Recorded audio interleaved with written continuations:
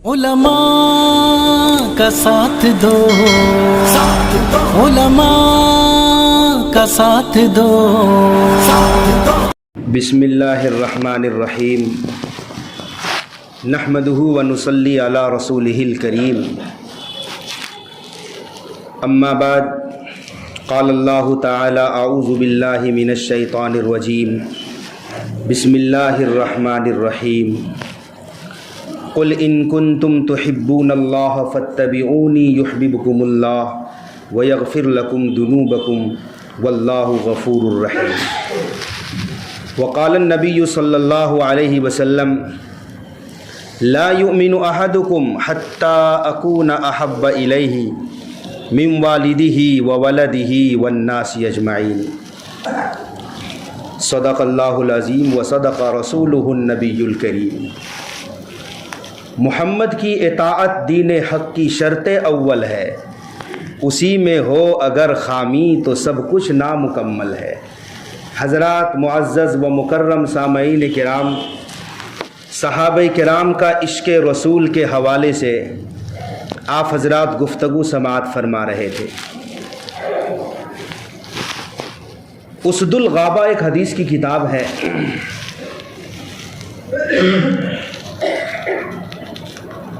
جس میں ایک صحابی رسول کا عجیب و غریب واقعہ حدیث کے اندر نقل کیا گیا ہے۔ ایک کالے صحابی تھے، سیدنا حضرت سعد رضی اللہ عنہ۔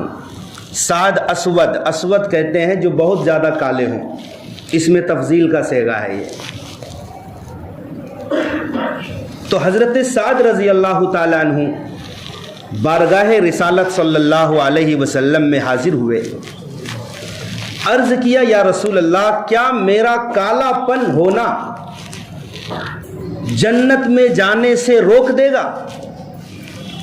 کیا جنت میں مجھ جیسا کالا داخل نہیں ہو سکتا؟ پیارے آقا صلی اللہ علیہ وسلم نے فرمایا کیوں نہیں؟ اگر تم اللہ پر، اللہ کے رسول پر، قیامت کے دن پر، اللہ کی کتاب پر ایمان لاؤ گے تو ضرور جنت میں داخل ہو جاؤ گے۔ اللہ کے یہاں کالے گورے سب برابر ہیں۔ تو سعد اسود رضی اللہ تعالیٰ عنہ نے فرمایا، عرض کیا یا رسول اللہ، میں آپ کے سامنے کلمہ شہادت پڑھ کر اپنے ایمان کا اظہار کرتا ہوں، یعنی میں مکمل مسلمان ہوں، کلمہ پڑھ کر ثابت کیا، پھر اپنا مسئلہ رکھا۔ یا رسول اللہ، میرا مسئلہ سنیے، میں انتہائی کالا کلوٹا ہوں، مجھے کوئی اپنی لڑکی دینا نہیں چاہتا۔ جو آپ کی خدمت میں حاضر ہوتے ہیں اور جو حاضر نہیں ہوتے ہیں، ہر ایک کے پاس میں نے نکاح کا پیغام بھیجا۔ مدینے کا تقریباً کوئی گھر ایسا باقی نہیں جہاں میں نے نکاح کا پیغام نہیں بھیجا۔ یا رسول اللہ، صرف میرے کالا پن ہونے کی وجہ سے کوئی بھی اپنی لڑکی دینا نہیں چاہتا۔ پیارے آقا صلی اللہ علیہ وسلم تو سب کے نبی تھے، کالوں کے بھی نبی تھے، گوروں کے بھی نبی تھے، سب کا مداوا اور سب کی مرہم پٹی کرتے تھے، سب کے مسائل کا حل نکالتے تھے۔ پیارے آقا صلی اللہ علیہ وسلم نے فرمایا بس اتنا ہی مسئلہ ہے، عمرو ابن وہب ثقفی کے پاس جاؤ۔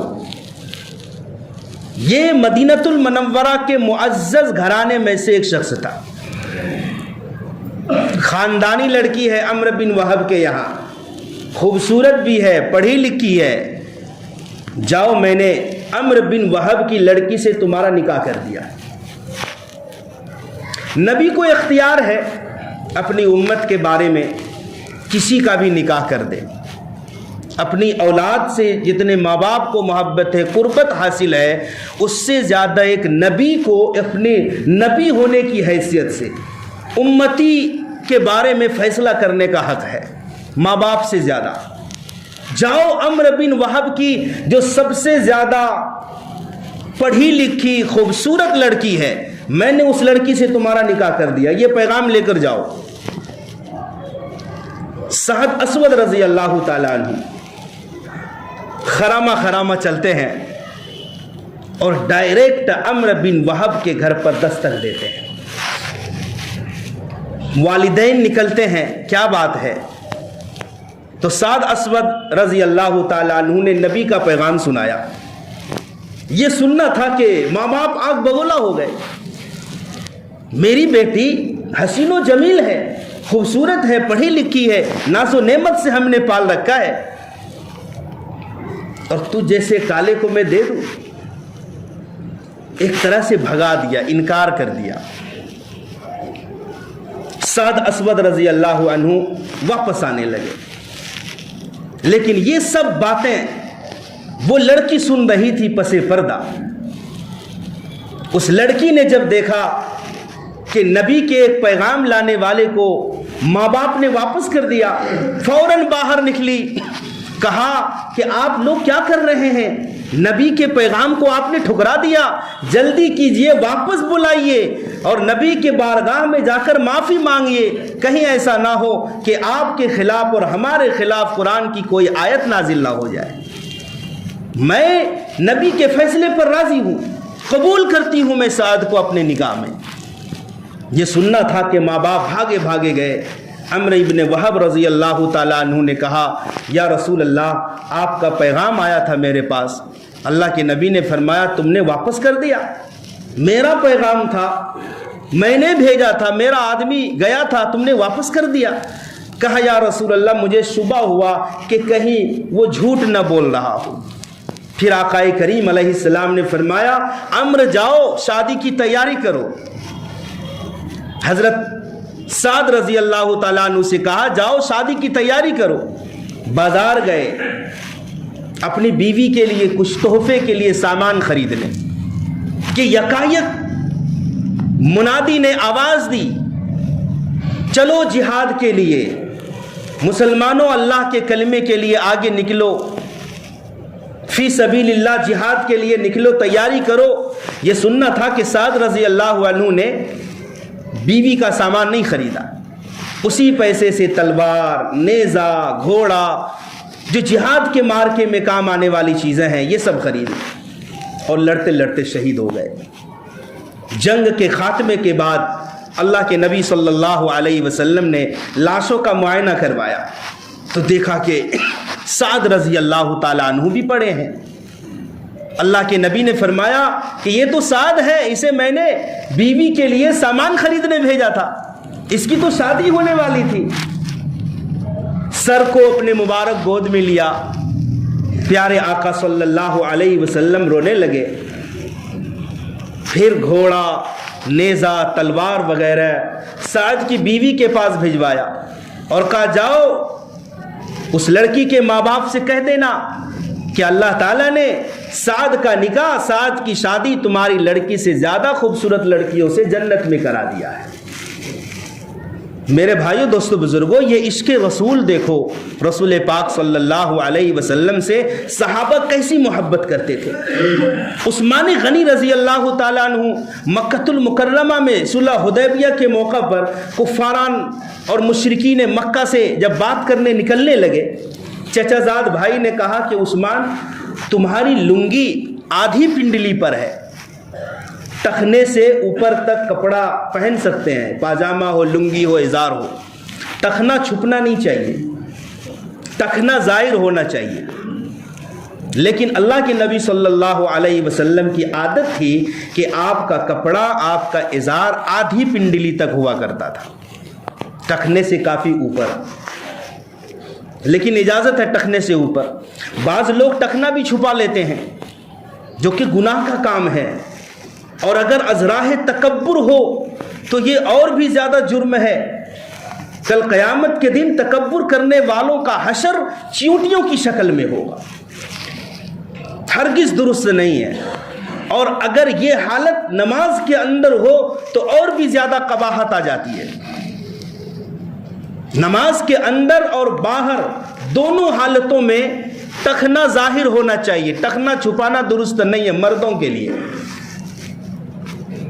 بہرحال عثمان غنی سے کہا کہ آپ اپنا ازار, اپنی لنگی تھوڑا نیچے کر لیں, کیونکہ آپ جن سے بات کرنے جا رہے ہیں یہ سرداران مکہ ہیں، یہ لوگ انہی کی بات کو اہمیت دیتے ہیں جن کا کپڑا ٹخنے سے بھی نیچے ہو، اور آپ کی لنگی تو بالکل آدھی پنڈلی پر ہے، آپ کی بات کا مذاق اڑائیں گے۔ حضرت عثمان غنی رضی اللہ تعالیٰ عنہ نے فرمایا، کیا بولتے ہو، میں نے اپنے دوست حضرت محمد صلی اللہ علیہ وسلم کی لنگی کو اسی جگہ پر دیکھا تھا، آدھی پنڈلی پر دیکھا تھا۔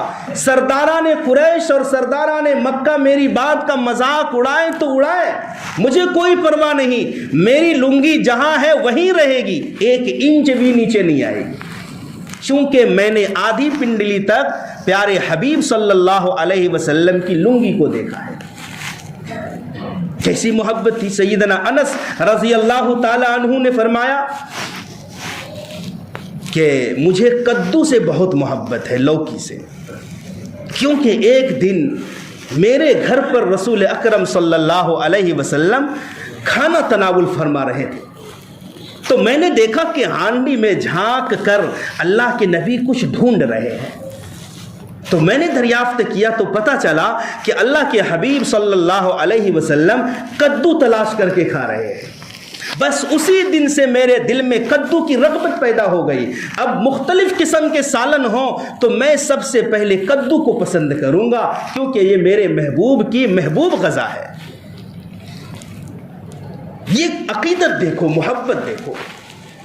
حالانکہ لوگوں کی طبیعت ہے، کدو کسی کو پسند ہے کسی کو پسند نہیں ہے، یہ وہ والی سنت نہیں ہے کہ آپ نے ہر حال میں اپنانا ہی ہے، یہ ایک کلچر ہوتا تھا اس زمانے میں۔ جیسے دور صحابہ میں لوگ جو کی روٹی کھاتے تھے، تو اس زمانے میں گیہوں کی روٹیاں میسر ہی نہیں ہوتی تھی۔ اب کوئی کہے کہ دور صحابہ میں صحابہ بھی نبی بھی جو کی ہی روٹیاں کھاتی تھی تو ہم اسی سنت پر عمل کریں گے، تو یہ سنت نہیں ہوتی ہے۔ تو کوئی کدو اگر مزاج کے خلاف ہو، طبیعت نہ چاہتی ہو، نہ کھائے، کوئی گناہ بھی نہیں، کوئی حرج نہیں ہے۔ لیکن صحابہ کا عشق رسول ایسا تھا۔ حذیفہ ابن یمان رضی اللہ تعالیٰ عنہ دنیا کی سپر پاور کسرا بادشاہ کے دربار میں ہیں، دسترخوان پر بیٹھے ہیں، لوگ کھانا کھا رہے ہیں۔ حذیفہ ابن یمان صحابی ہیں، ہاتھ سے لقمہ گر گیا۔ اب حکم شریعت میں یہ ہے کہ لقمہ اگر دسترخوان پر گر جائے تو اٹھا کر کھا لو، صاف کر کے کھا لو اسے۔ تو حذیفہ ابن یمان نے گرے ہوئے لقمے کو اٹھانے کے لیے ہاتھ بڑھایا، تو بغل میں جو صاحب بیٹھے تھے انہوں نے کوہنی ماری حذیفہ ابن یمان کو اور کہا، کیا کر رہے ہو؟ دنیا کی سپر پاور بادشاہ کسرا کے دربار میں بیٹھے ہو اور گرے ہوئے لقمہ کو کھا رہے ہو، دربار کا ادب بھی نہیں کرتے۔ یہ وہ مقام نہیں ہے کہ گری ہوئی چیزوں کو کھا لو۔ کیا بے باک انداز میں جواب دیا حذیفہ ابن یمان نے، فرمایا، اترک سنت حبیبی صلی اللہ علیہ وسلم لہؤلاء الحمقاء، کیا میں اپنے حبیب کی سنت کو ان بے وقوفوں کی وجہ سے چھوڑ دوں؟ یہ سپر پاور ہے تو اپنی جگہ پر ہے، مگر میرے نزدیک میرے محبوب کی سنت اور طریقہ سب سے اوپر ہے۔ تو اس طرح سے صحابہ اللہ کے نبی سے عشق کرتے تھے، محبت کرتے تھے۔ ام حبیبہ رضی اللہ تعالی عنہ اللہ کے نبی کی زوجہ ہیں، بیوی ہیں۔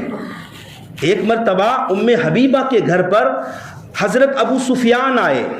یہ ام حبیبہ کے ابا ہیں، اللہ کے نبی کے سسر ہیں۔ ابو سفیان ملنے آئے، اور ابو سفیان ابھی تک اسلام قبول نہیں کیے تھے۔ تو ابو سفیان نے سوچا کہ بیٹی کا گھر ہے، اگرچہ اختلاف ہے عقیدے کا، اسلام اور کفر کا، لیکن پھر بھی بیٹی ہے، ذرا مل لیتا ہوں۔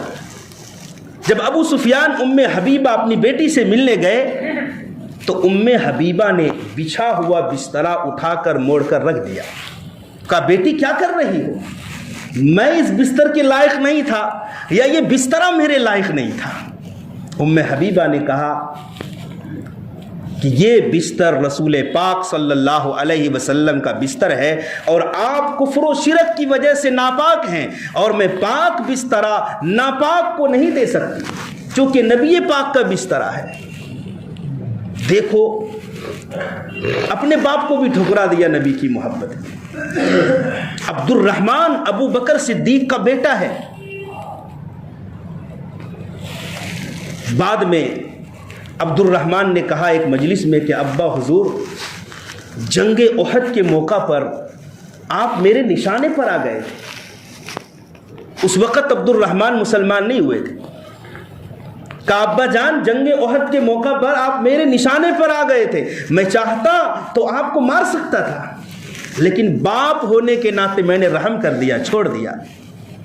ابو بکر صدیق جلال میں آ گئے، کہا اگر تم میرے نشانے پر آ جاتے تو میں ہرگز نہیں معاف کرتا، میں قتل کر دیتا۔ کہا کیوں ابا؟ کہا اس لیے کہ تو میرے محبوب صلی اللہ علیہ وسلم کے خلاف لڑنے آیا تھا۔ میں باپ بیٹے کا رشتہ نہیں دیکھتا، میں محمد صلی اللہ علیہ وسلم کا رشتہ دیکھتا۔ بزرگوں، دوستوں، بزرگوں، ہم نبی پاک صلی اللہ علیہ وسلم کی محبت اور عشق کی باتیں کرتے ہیں، مگر ہم حالات کا جائزہ لیں تو ہم نبی سے زیادہ غیروں کی نقالی کرتے ہیں، ان کے نقش قدم پر چلتے ہیں۔ ابھی 25 دسمبر آنے والا ہے، جسے لوگ بڑا دن کہتے ہیں، کرسمس ڈے مناتے ہیں۔ افسوس کی بات تو یہ ہے کہ 57 ممالک ہیں تقریباً مسلم دیش، 57 تقریباً ہر دیش میں، ہر ملک میں یہ دن منایا جاتا ہے، اور اس پر بھی زیادہ افسوس اس بات کا ہے کہ مسلم ممالک میں اگر یہود و نصارہ مناتے تو کوئی حرج کی بات نہیں ہے، مسلم دیشوں میں مسلمان اس دن کو مناتے ہیں۔ میں آپ کو بتاؤں کہ اس کرسمس ڈے کے ذریعے سے وہ کیا پیغام، کس عقیدے کا اظہار کرنا چاہتے ہیں، ہمارے گھروں میں کس نظریوں کو پہنچانا چاہتے ہیں۔ صرف ایک اچھی بات کا لیبل لگا کر کہ 25 دسمبر کو عیسیٰ علیہ السلام پیدا ہوئے، ہم جشن ولادت عیسیٰ مناتے ہیں۔ تو مسلمان بھی بھولے بھالے، ٹھیک ہے بھائی عیسیٰ علیہ السلام کی پیدائش ہوئی تھی، مبارکبادی دیتے ہیں۔ حالانکہ 25 دسمبر طے نہیں ہے، ان میں بھی اختلاف ہے۔ عیسائیوں کے یہاں، اسلام کی بات نہیں کرتا، عیسائیوں کے یہاں بھی اختلاف ہے۔ کچھ لوگ 25 دسمبر کہتے ہیں، کچھ لوگ کہتے ہیں 6 جنوری کو پیدا ہوئے، کچھ لوگ کہتے ہیں 7 کو، اور کچھ لوگ 19 جنوری کو۔ لیکن قرآن کی ایک آیت کے ذریعے سے یہ سارے ڈیٹس اور یہ ساری چیزیں غلط ثابت ہو جائیں گی۔ بہرحال ان کا صرف یہ نظریہ نہیں ہے کہ عیسیٰ علیہ السلام پیدا ہوئے۔ عیسائیوں کے یہاں 3 نظریہ ہیں، سنو غور سے۔ عیسیٰ علیہ السلام اللہ کے بیٹے ہیں، نعوذ باللہ، اور عیسیٰ کی ماں مریم اللہ کی بیوی ہے، نعوذ باللہ۔ یہ عیسائی کے ایک فرقے کا عقیدہ ہے۔ دوسرے فرقے کا عقیدہ ہے کہ عیسیٰ علیہ السلام خود ہی اللہ ہیں، نعوذ باللہ۔ تیسرا عقیدہ یہ ہے کہ عیسیٰ علیہ السلام 3 خداؤں میں سے ایک خدا ہے، نعوذ باللہ من ذالک۔ تو گویا 25 دسمبر کو وہ لوگ مناتے ہیں کہ آج کے دن اللہ کا بیٹا پیدا ہوا۔ اگر یہ کوئی مانتا ہے تو وہ مذہب اسلام سے نکل جاتا ہے۔ کوئی اگر مانتا ہے اللہ کا بیٹا ہے، قرآن کہتا ہے قل هو اللہ احد، اے نبی کہہ دو اللہ ایک ہے، اللہ الصمد، اللہ بے نیاز ہے، لم یلد ولم یولد، نہ اس نے کسی کو جنا نہ وہ کسی سے جنا ہے، نہ اللہ کی کوئی اولاد ہے، نہ اللہ کی کوئی اولاد ہے، نہ اللہ کے کوئی ماں باپ ہیں، تنے تنہا اکیلا ہے، نہ اللہ کی کوئی بیوی ہے۔ لوگ کہتے ہیں فرشتے اللہ کی بیٹیاں ہیں، نعوذ باللہ۔ وقالوا اتخذ الرحمن ولدا، اللہ کہہ رہے ہیں کہ لوگ کہتے ہیں کہ رحمان نے اپنا لڑکا بنا لیا ہے، حالانکہ اللہ ان تمام چیزوں سے پاک ہے۔ اگر ہم نے کسی کو کرسمس ڈے کی مبارکباد دی، گویا عملاً ہم کہہ رہے ہیں کہ ہاں اللہ نے بیٹا جنا تھا۔ مسلمانوں کو ان تمام چیزوں سے بچنا چاہیے۔ واضح طور پر اللہ نے عیسیٰ کی پیدائش کو قرآن پاک میں بیان کیا ہے۔ حضرت مریم کی ماں تھی حضرت حنا، اور مریم کے باپ ہیں حضرت عمران۔ واضح رہے قرآن میں 2 عمران ہیں، ایک موسیٰ علیہ السلام کے باپ کا نام عمران ہے، ایک مریم علیہ السلام کے باپ کا نام عمران ہے۔ بہرحال حنا نے منت مانی تھی کہ جو کچھ میرے پیٹ میں ہے، انی نذرت لک ما فی بطنی محررا، جب حالت حمل میں آئی مریم کی ماں، کہا جو کچھ میرے پیٹ میں ہے اگر اللہ نے مجھے اولاد دی تو میں اس کو اللہ کے گھر کی عبادت کے لیے وقف کر دوں گی، یعنی بیت المقدس کی خدمت کے لیے۔ چنانچہ اللہ پاک نے لڑکی پیدا کرا دی، مریم پیدا ہو گئی۔ دل میں تھا کہ لڑکا پیدا ہوگا۔ جب مریم پیدا ہوئی تو گھبرا گئی حنا کہ یہ تو لڑکی پیدا ہو گئی، یہ کیسے بیت المقدس کی خدمت کرے گی؟ مریم کو اٹھائی، بیت المقدس مسجد اقصیٰ لے گئے۔ وہاں پر مجمع لگا ہوا تھا، اس مجمع میں حضرت زکریہ علیہ السلام تھے جو مریم کے خالو تھے، اور خالو کے حوالے کر دی کہ لو اس کی پرورش کرو، ہم نے تو منت مانی تھی کہ لڑکا ہوگا، اللہ نے لڑکی دے دی۔ مریم کی پرورش حضرت زکریہ نے کی، پلی بڑھی ایک نبی کی تربیت میں رہی، ظاہر سی بات ہے نبوت والے ماحول میں رہی، وہ نیک صالح پاکیزہ زندگی گزاری۔ حضرت مریم یوں جوان ہو گئی۔ ایک دن حضرت زکریہ باہر گئے تھے بیت المقدس سے، باہر سے تالا لاک کر دیے کہ لڑکی کا معاملہ ہے، لڑکی ذات ہے، اندر رہے کمرے میں۔ جب واپس حضرت زکریہ لوٹے، دروازہ کھولا تو کیا دیکھتے ہیں؟ مریم کے پاس بہت سارے پھل فروٹ ہیں۔ زکریہ حیران، پھل آئے کہاں سے؟ کوئی اندر آ نہیں سکتا، چابی میرے پاس ہے، چابی میرے علاوہ کسی کے پاس نہیں، وہ بھی بے موسم پھل۔ گرمی کا دن ہے تو ٹھنڈے ٹھنڈے پھل ہیں۔ زکریہ نے کہا یا مریم انا لکی ھذا، مریم یہ کیا ہے، کہاں سے آیا؟ قالت ہوا من عند اللہ، مریم نے بے ساختہ کہا یہ اللہ کی طرف سے آیا ہے۔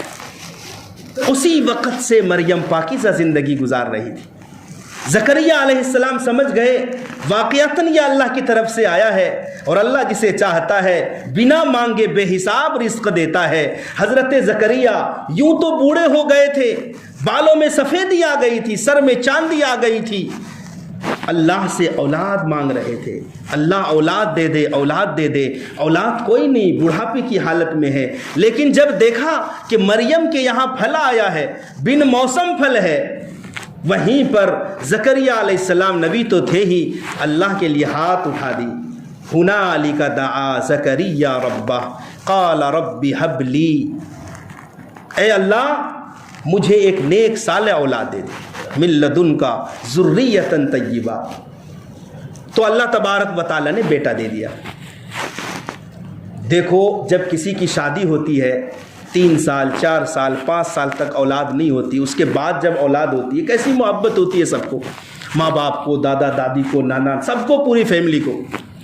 یہاں بڑھاپے کی حالت میں اولاد ملی، اختلاف ہوا نام کون رکھے، ددیال والے رکھے کہ ننیال والے رکھے؟ اللہ نے کہا کسی کو ٹینشن لینے کی ضرورت نہیں، بیٹا میں نے دیا تو نام بھی میرا ہی رہے گا، بیٹے کا نام یحییٰ رکھنا ہے۔ بہرحال یہ تو معاملہ الگ ہے۔ مریم جوان ہوئی، ایک دن غسل خانے میں گئی تھی غسل کرنے، غسل سے فارغ ہوئی، کیا دیکھتی ہے؟ ایک غیر محرم مکمل مرد کھڑا ہے۔ مریم ڈر گئی، قالت اعوذ بالرحمن منک ان کنت تقیا، مریم کہنے لگی دیکھو دیکھو اللہ کے لیے تھوڑا سا بھی خوف ہے تو مجھے ٹچ مت کرو، میں رحمان سے پناہ مانگتا ہوں، رحمان کی تجھ سے اللہ کی پناہ مانگتی ہوں۔ اس نے کہا کہ میں ایسا کوئی آدمی نہیں ہوں، میں فرشتہ ہوں اصل میں، انما انا رسول ربک، گھبراؤ نہیں، بھیس ہے انسان کا مگر میں اصلی فرشتہ ہوں، جبریل علیہ السلام تھے۔ تو کیا کرنے آئے ہو؟ لِأَهَبَ لَكِ غُلَامًا، میں تمہیں ایک ہونہار لڑکے کی خوشخبری دینے آیا۔ اللہ تعالیٰ چاہتا ہے کہ تمہیں لڑکا پیدا ہو۔ مریم نے کہا کیسے ہو سکتا ہے ایسا؟ اولاد کے حصول کے لیے دو ہی راستے ہیں، ایک نکاح کا راستہ ہے، ایک بدکاری کا راستہ ہے۔ وَلَمْ يَمْسَسْنِي بَشَرٌ وَلَمْ أَكُ بَغِيًّا، نہ مجھے آج تک کسی بشر نے انسان نے چھوا ہے، نہ ہی میں کوئی بدکار عورت ہوں، تو میرے یہاں لڑکا کیسے پیدا ہو؟ کہا یہ اللہ کے علم میں ہے، اللہ جسے چاہتا ہے پیدا کر دیتا ہے۔ بہرحال جبریل علیہ السلام نے حضرت مریم کے بطن کی طرف ایک پھونک ماری جبریل علیہ السلام، مریم حاملہ ہو گئی۔ اللہ اکبر کبیرہ۔ حضرت عیسیٰ علیہ السلام کے کئی نام ہیں، عیسیٰ ہیں، مسیح ہیں، ابن مریم ہیں، اور پھر روح اللہ ہے، اللہ کی روح ہیں، کلیمت اللہ ہے۔